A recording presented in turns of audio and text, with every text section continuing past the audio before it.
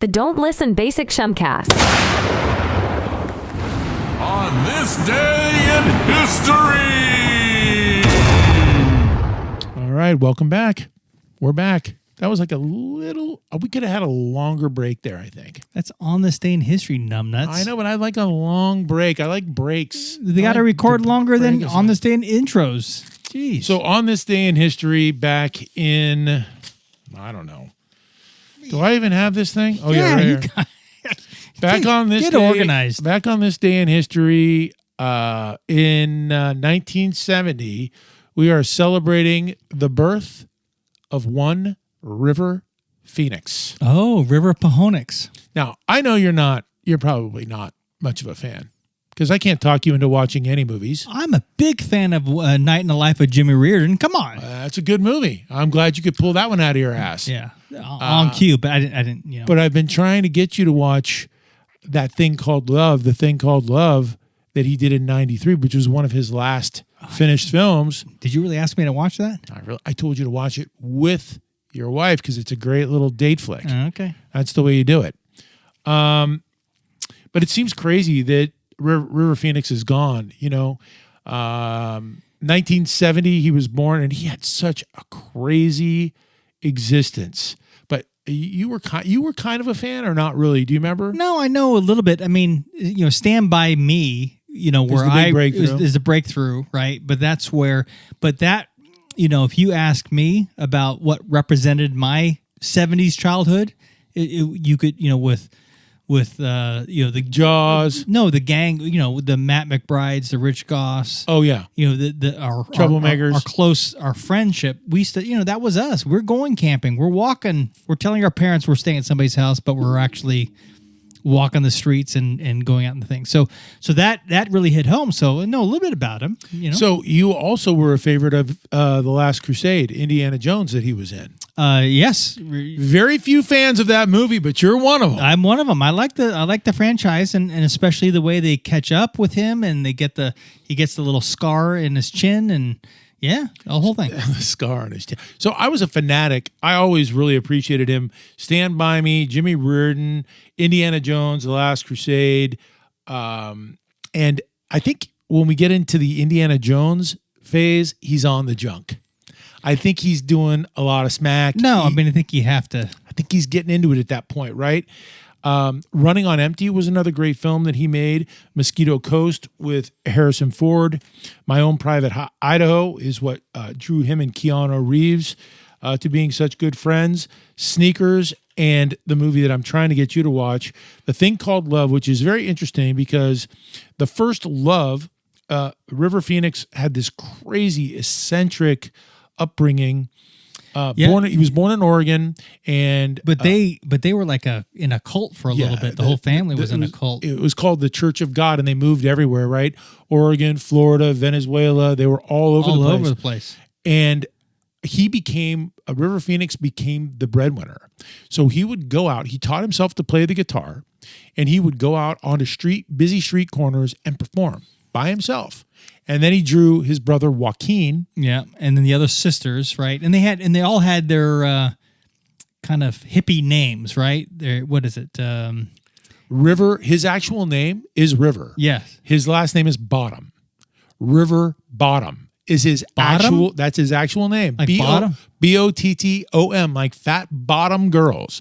That's his actual name. So he went up to these street corners. Bottom's a name? He taught himself how to play the guitar all by himself. And his name was River Bottom. And his sister's name was Rain. Rain, there's a Liberty. Rain. And Joaquin. I just saw something on this. There's a Rain, Liberty, Summer. But again, the hippie culture, you know, from them. And I think the mom married a young one. River Bottom was the name. And then the parents got a little crazy because they saw this talent in Joaquin and River. So they changed the names to Phoenix in when they were still young in the mid 70s. And the interesting thing is that River Phoenix was named after the River of Life, right? That was kind of where he came from. So like you were mentioning, his parents were bohemian gypsies who, they were constantly on the move. They were very involved in, air quotes here, what could be considered to be a cult, the Church of God. Yeah. But like I said, they lived all over the U.S. They lived in Oregon, Florida, Venezuela. They just moved everywhere, which has got to be a tough way for a kid to grow up. And then I think the parents realized that they were in a cult, so they got out of it, which is surprising to me. It's good. Thank you.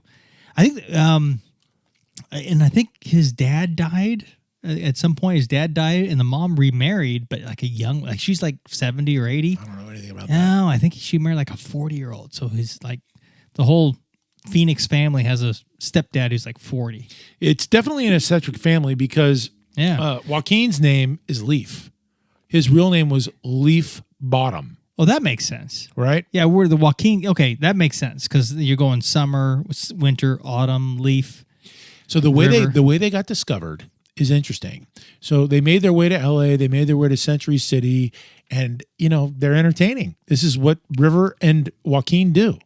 So they're outside of a mall, which is probably illegal now. Dude, they're like Tiffany or somebody, yeah. And they're outside. They're not even in the mall. They're outside of the mall. Playing malls. And they're doing entertaining and doing all this kind of stuff.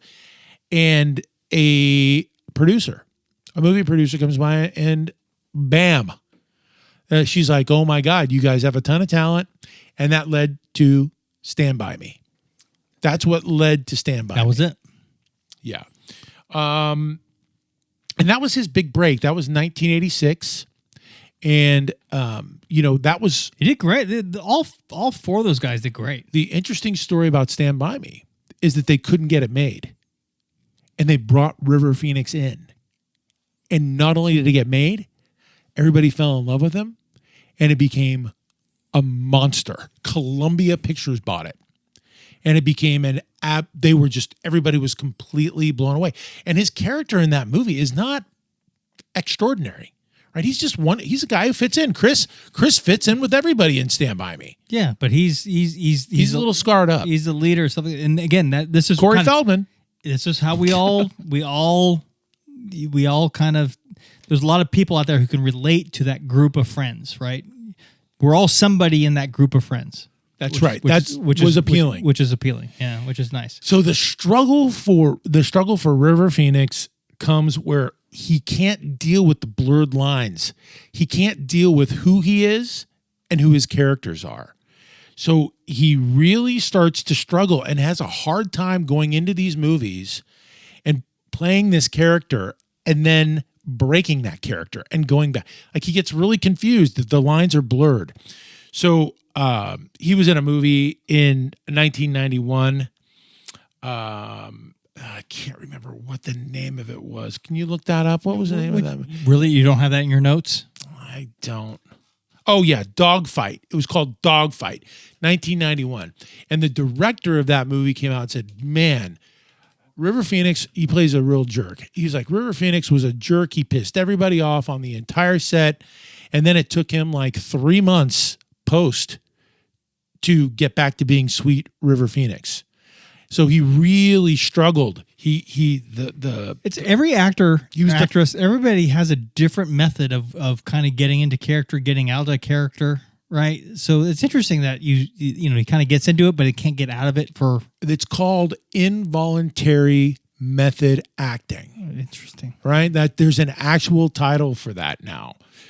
So that director had such a hard time with River Phoenix that he was quoted as saying that he invited the demons of the characters that he played to get inside himself. So, if he was playing a pot smoker, he was smoking pot. If he was playing a murderer, he might have been murdering. If he was doing, he was a method actor, okay. Right? So he showed up and, that's probably why he and Keanu Reeves got along so well in My Own Private Idaho is because, they were both these method actors, right? I never expected Keanu Reeves to get huge. I mean, Bill and Ted's, come on. But he blew up. So some other interesting facts about River Phoenix is that besides, his character his blurred lines and being unable to break character, was that he was a huge animal rights advocate. He was a vegan. He was a poet. He was an environmental activist. What else, man? I was a big. He was an initial investor in the House of Blues. Oh, okay. With like Aykroyd, with like Dan Aykroyd, and so that's where he and Dan Aykroyd connected, was as House of Blues investors, and Aykroyd was in Sneakers with him later. Yeah, I actually didn't. I actually don't remember him in Sneakers, but there you go. Yeah, Sneakers was kind of mainstreamy for him. It was a departure from some of the characters that he had been playing up until that point. I don't think there's ever going to be another River Phoenix. So he had been clean. He got all messed up on drugs, heroin. He got all messed up, and everybody was concerned for him. And it started to show on the sets of the movies that he was trying to work through at that time. And he had been clean for a long time. And then he got to the Viper Room in L.A. He was buddies with Johnny Depp and Flea. That's tough. And he got there, went to the bathroom, took a speedball, and that was it. That's it, right outside. And you can find that audio from Joaquin on the payphone, calling in and saying, "My brother's dying on the sidewalk." It still exists. Yeah, that audio still exists on YouTube. Okay. Right? So I don't think they don't make them like this anymore. That the reason why I wanted you to watch The Thing Called Love, his first love, River Phoenix's first love, was music. And in The Thing Called Love, he not only is the actor in that, but he also performs. It's a Nashville-based country. Everybody's going to Nashville to try and become famous from all over the world. And what's really kind of striking about that movie is that it's a star-studded, very young stars. River Phoenix, Dylan McDermott, and Sandra Bullock is in that movie, and she is by far the worst actor of the entire cast, the absolute worst. And she went on to be the 5-star general of that entire frickin' Samantha Mathis was also an amazing singer. She was also an amazing actor. She was River Phoenix's girlfriend at the time, and the death of River Phoenix just destroyed her career. She couldn't get it together. That was in 93. Was that the last movie he made?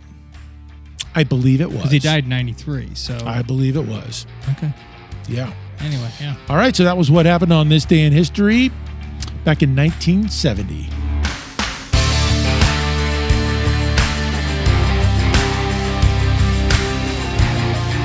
Listen Basic Chumcast. Bye, Felicia.